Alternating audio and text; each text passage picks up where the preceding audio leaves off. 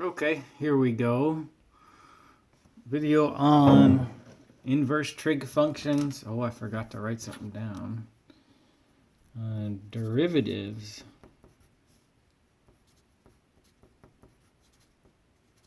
of inverse trig functions. Okay, so I'd like to give a context for an inverse trig function. Here's an inverse trig function. Y is equal to tangent inverse of 2 over x. That's an inverse trig function. The trig functions are sine, cosine, tangent, cotangent, cosecant, and secant. And this is an example of an inverse trig function. And I guess we want to get to the point where we can say if I have an inverse trig function, y equals tangent inverse of 2 over x, we can find its derivative, okay? But let's start with what are inverse trig functions. So I take this problem right here, and when I drew this triangle, this is a right triangle, I actually measured it with my ruler. So I made this bottom side here an inch, and then I made this one, this vertical side, 1.5 inches, okay? So I measured it in, I guess like this is all just measurement. If I want to know that angle right there, then I can put my protractor here, and I can see it's like 57 degrees or so, something like that. 57, 58 degrees. So I could find the angle. I can measure it and figure it out. But we have functions that do that for us too, I suppose, when measurement is not practical. So here's the way that we would find that angle with a function. And by function, I mean like these are all functions on my calculator. E to a power, natural log of something, sine of something, sine inverse of something. Those are functions. So I could say like this. I could say, well, here's the way that right triangles work. Tangent of that angle A is opposite over adjacent. So that'd be 1.5 over 1, right? Which is just 1.5. And then to solve for the angle A, I would say, well, the angle is the inverse tangent of this number, okay? It's pretty simple to use it. And then that's a function of my calculator. I can just compute it. This is also written as arctangent, all right? And I don't know how you're going to see it all the time, but you might see tangent inverse. That's the way, for example, the keys on my calculator are. Or you may see it presented as arctangent, but they're the same thing. Anyway, so when I measured that, it looked to me like it was about 57 or 58 degrees. Let's see what our calculator gives us. I can do like so. There's tangent inverse of 1.5, and when I press enter, I'm expecting about 57, 58 degrees. I measured it. Oh, 56. Okay, so it's about 56.3 degrees. Okay, close enough. I mean, that's, I don't know how accurate I can get it with this, but, I was pretty close to that. I was thinking more like 57, 58, but good enough. Okay, so we can use these inverse functions to solve for an angle. Now, say we do this problem. What's the derivative of tangent inverse of 2 over x? Then we need a rule. And at this point, the rules they should all look very similar, okay? So this will be the chain rule for the derivative of inverse tangent 2 over x. If y is inverse tangent of u, where, as always, u is some function of x, this is the chain rule for the derivative of something of the form tangent inverse of u. The derivative is 1 over 1 plus u squared times u prime, okay? 1 over 1 plus u squared times u prime. That's what we use for this one, okay? So let's figure that out. I got my rule right here.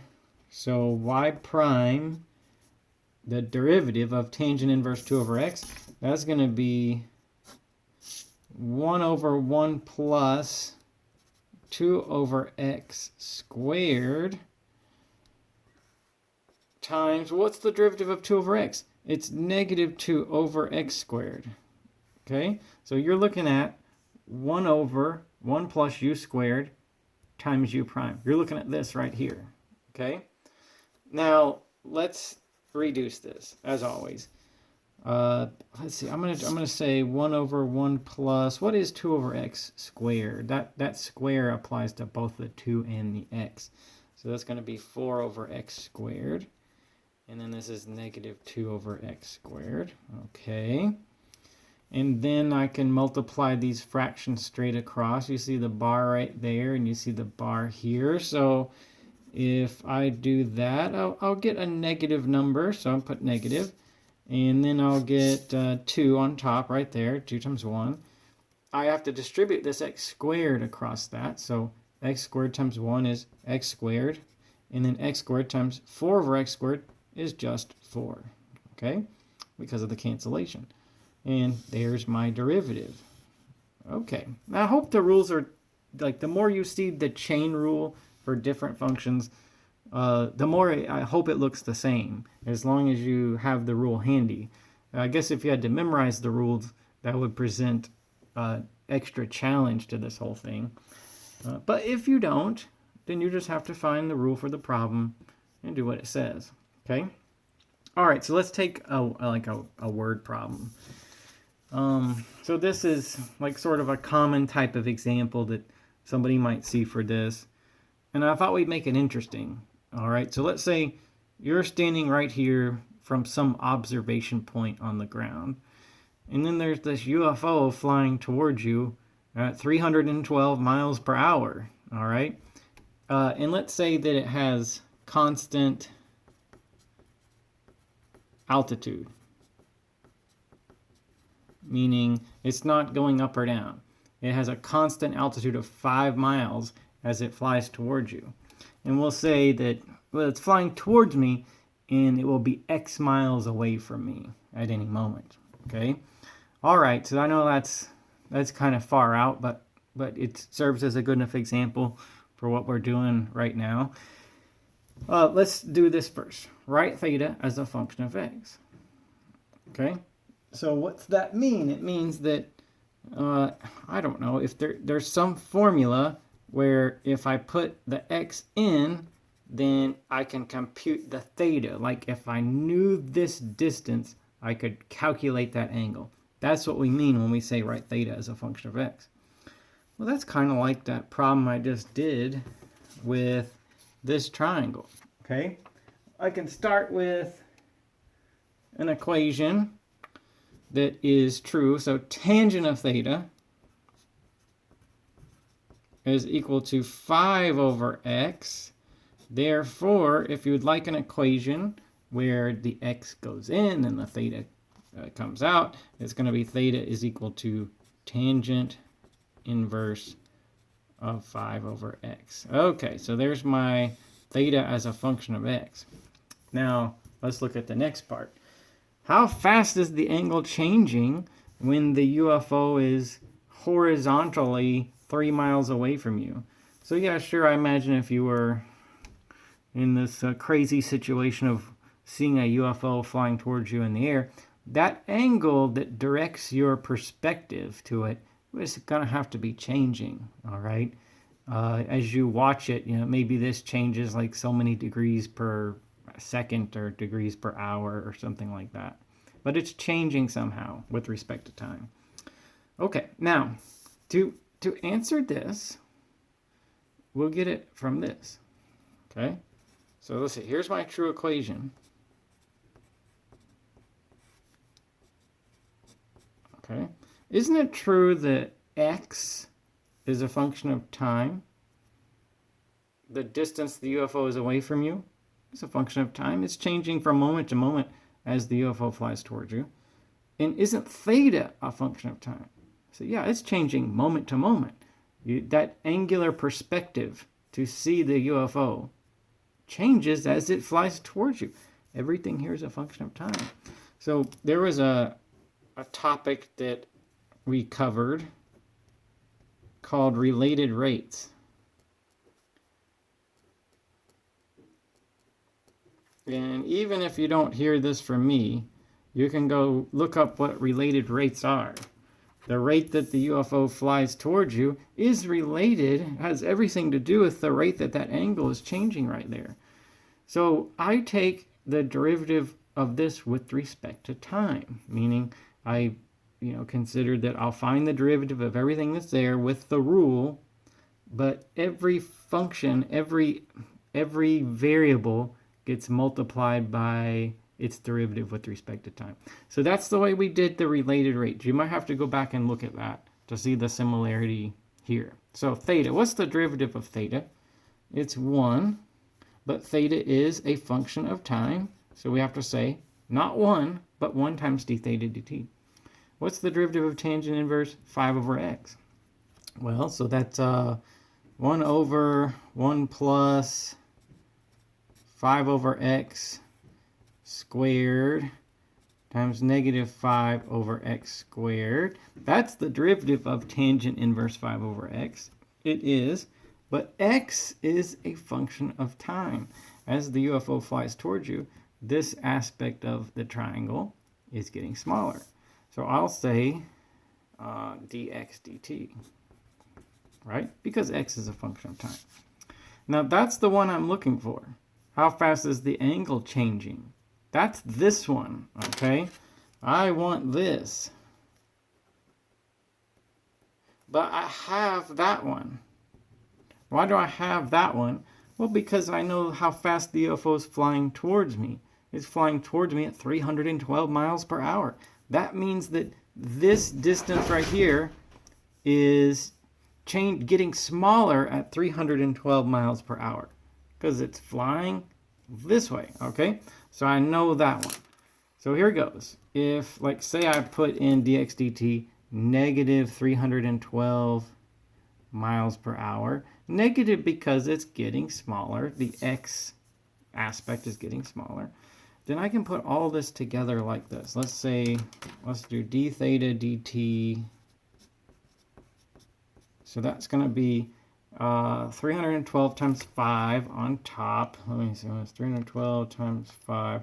So 1560. And that's going to be a positive number because I got a negative times a negative over x squared. And what's this right here? That's 25 over x squared. I multiply it by x squared, I get 25. Okay, so there's d theta dt. That's how fast the angle is changing. It will be radians per hour, and I say per hour because the time variable's measured in hours given our the units that we started with, okay? All right, so we want to know how fast the angle is changing when the UFO is 3 miles away horizontally, when x is 3. So we just have to put 3 in. D theta dt is 1560 over 9 plus 25. So let's see what that number is. 9 plus 25. So that's going to be 45.9. I'll have to do some rounding. 45.9. The default unit out of this is radians for the angle, theta on top, and hours for time on the bottom. So let's see, radians per hour. What about degrees per hour? Degrees is a little bit more intuitive for people. People understand degrees better than they understand radians. So I could say 1 radian is 180 over pi degrees, right? So if I multiply this by 180 over pi, I'll get degrees per hour. So let's take that number times 180 over pi. And that's, whoa, good. That's like such a big number, of course. 2,628.9 degrees per hour. Okay? All right. So now, which one are you supposed to give? It's whatever units they ask you for. That's which one you give. That one's I'm kind of bothered by this. Like I think like if I was going to say how fast that angle's changing, I think like degrees per second would be the best way to say it. So maybe let's convert it to degrees per second, okay? So 1 hour has 3,600 seconds. All right, 60 times 60. So if I take that 1 hour and I put its equivalent, 3,600 seconds, and divide it, let me tell you what I get. Because I think that would be the best. Okay, so if I do that, I get 0.73 degrees per second. All right, so there you're watching the UFO fly towards you, and your perspective, your angular perspective, is changing by, a little less than a degree per second. About 3/4 of a degree per second, okay? But they're all the same. 45.9 radians per hour. It's the same rate as 28.9 degrees per hour. Is the same rate as 0.73 degrees per second. But know that the default, that number you get out of this, before you do anything to it, is in radians per hour. And then you can convert from there to whatever units you want.